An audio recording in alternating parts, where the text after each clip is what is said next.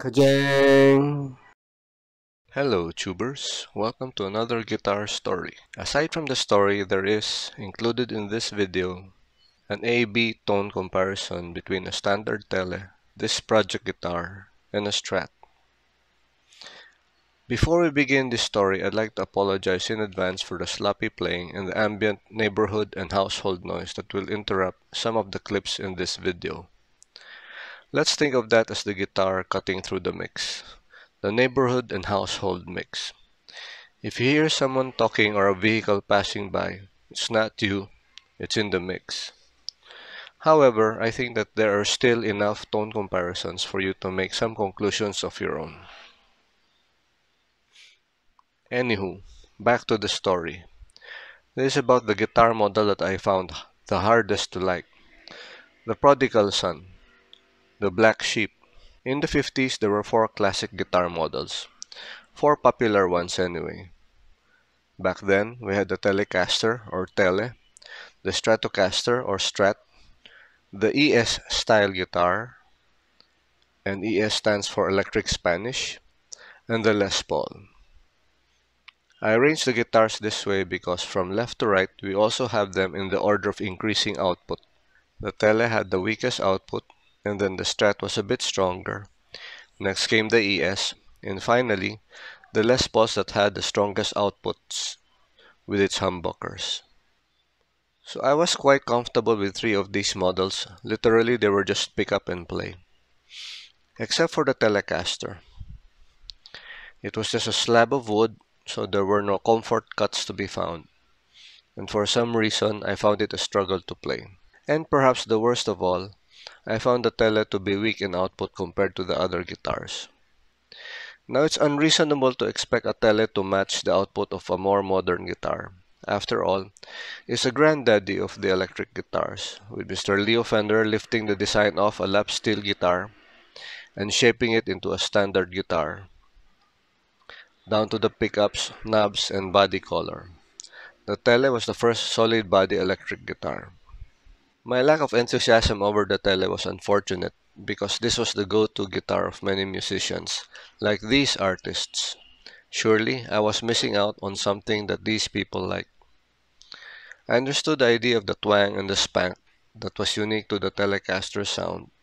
I just couldn't play the thing with some comfort level, and the low output bugged me. Now, it would have been a simple matter of cranking up this knob to compensate for the relative weakness of the Tele output, but no, I had to make things complicated. So I decided to build a Tele that I could probably like. I started with this Squire Tele. I had visions in my mind of a classic butterscotch blackguard Tele, but I ended up with this one. And while it wasn't quite butterscotch, natural wood grain was fine. I was fond of natural wood grain guitars, so this was okay. And if you look closely, this Squire had EMG pickups, so apparently I wasn't the only one who had issues with the output of a Tele. But since I didn't like batteries, I decided to change the pickups. I decided to make a Nashville. Now what's a Nashville? To digress, it's a place in Tennessee. It's the home of American country music. And if I win the lottery, it's the first place in the good old US of A that I'd like to visit to check out the guitars. So what does a Southeast Asian know about Nashville? Not much, really. I am a man of constant sorrow. I've seen trouble all my days. But the Nashville, or more specifically, the Nashville Tele, is a Tele with 3 pickups. Teles usually come with 2 pickups, but sometime in 1998, Fender came up with a 3 pickup model as an add-on to the B-Bender doohickey, but we won't talk about the B-Bender here. The 3 pickup Nashville had a toggle with 5 positions. Positions 1, 3, and 5 were exactly the same as the classic Tele, while positions 2 and 4 was similar to the pickup tones of a Strat, which mixed the middle pickup with either the neck or the bridge pickup. I started the Nashville in the summer of 2021 using old pickups lying around. One given for this project was that I wasn't going to buy new pickups. In this first build, I broke the pickguard that came with the square, attempting to make a hole for the middle pickup, so I ordered a Nashville pickguard online. The guitar body also needed some routing to make a hole for the middle pickup. It also needed a new toggle switch to give room for the additional pickup, so I went with a 5-way super switch. After a couple of months of spare time, I finally got it done, tested it, set it up for the best action possible, took pictures, and then I forgot about it. One thing I got out of the experience was that the control cavity of the Tele is really small real estate. There are not a lot of pots and switches that we can add there before running out of space. A year after the build, I decided to revisit the Nashville, the supposed Tele that I could like. Immediately upon the revisit, I discovered that I had pickup balance problems. The neck pickup was ultra weak. After all, it was a classic Tele pickup. It was overwhelmed by the middle pickup, which came from a Highway One Strat, and also the bridge pickup, a Porter 90T, which in layman's terms was a P90 disguised as a Tele Bridge pickup. I said to myself, okay, I need to replace the neck pickup. I found a Gretsch Broadtron neck pickup which I thought would solve my balance problems. So I successfully routed the pickguard and the body for a larger hole. The holes were ugly, but they did the trick. I had to change the screws of the Broadtron so that the pickup would sink lower into the body, so that the pickup wouldn't touch the strings. The other thing I did was a total rewire. I had lost the schematic I had used a year ago for the original Nashville build. It had something to do with using only one of the two rows of the terminals of the super switch. Since I couldn't remember the schematic or find it, I decided to use another schematic that used the super switch. There are many kinds of Nashville schematics with additional things like an S1 switch, but I just wanted a simple layout. As you can see, I'm sure you won't allow me to touch your guitar if I did my wiring this way, but this was my project, and as long as it worked reliably, I was fine with my own wiring. And this illustrates how little space we have in the control cavity. I could barely screw this whole thing down without the electronics pressing on each other. So finally I got the wiring done, but upon testing I still had pickup balance problems. The Broadtron was now the loudest pickup, and it was dominating the bridge pickup. The good news here was that I was inching towards a high output Tele. The bad news was I still had balance problems. No amount of fiddling with the pickup height helped. The pickups could only go so far up without touching the strings. The higher the pickups went, the farther away the strings had to be from the fretboard. I was getting desperate, now thinking of changing the magnet of the bridge pickup or adding neodymium magnets. And then I remembered that I had a Seymour Duncan Lil 59 in another project guitar. So I got that out and installed it on this project, and finally, problem solved.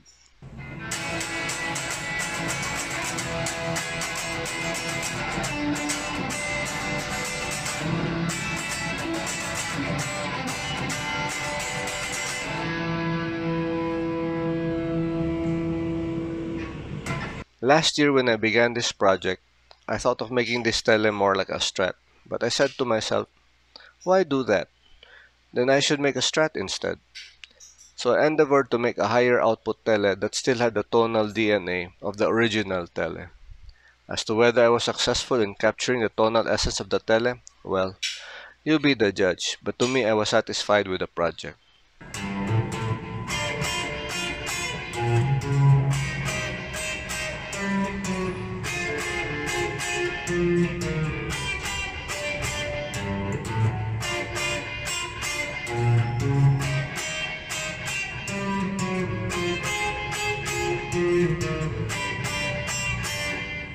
Oh, one more thing. On his 27th birthday, Mr. Keith Richards was gifted by Mr. Eric Clapton a butterscotch blackguard Tele. This became Keith's main guitar, and after some time, he installed a Gibson PAF humbucker on the neck and named the guitar Micawber after a Charles Dickens character. So I named this tele project McNashville, being a Nashville with a humbucker on the neck position like Mick Hauber. Yes, it should have been Mick Nashville, but McNashville sounded better.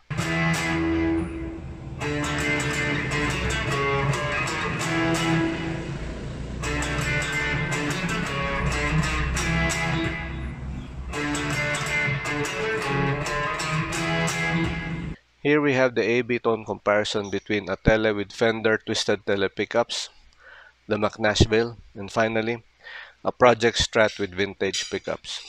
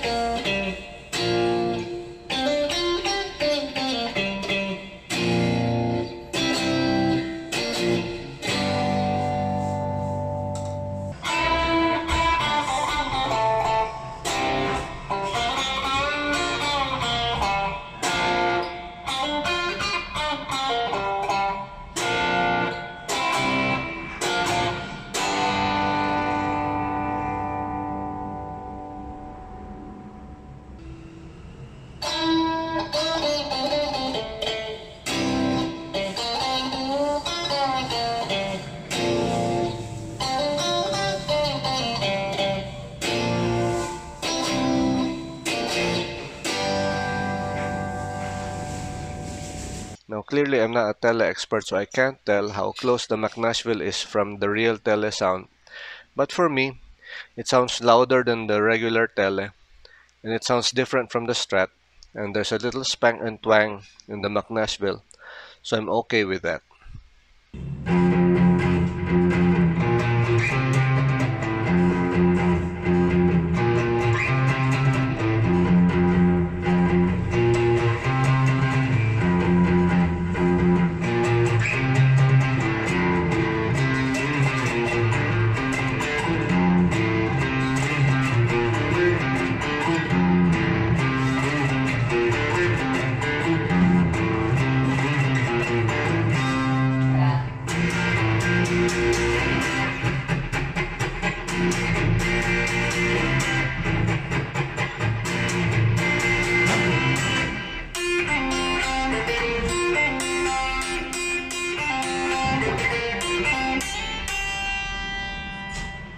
Like all projects that I try to finish to as good as I can make it, this wasn't easy.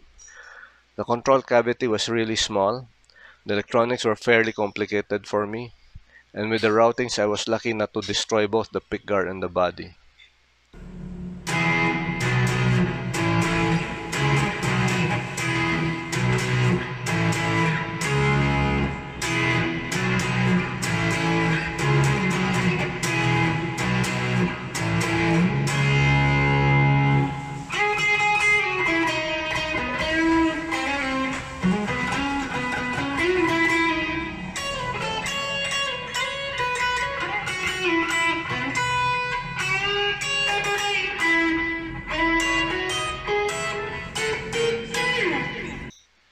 More than the pickup problems, this was a balancing act. I was careful to mod the thing so that it had more output but did not stray too far away from the Telecaster sound. I didn't want this to be a Strat or an HSH Super Strat in a Telecaster body. Otherwise, what was the point? I could have just built a Super Strat instead.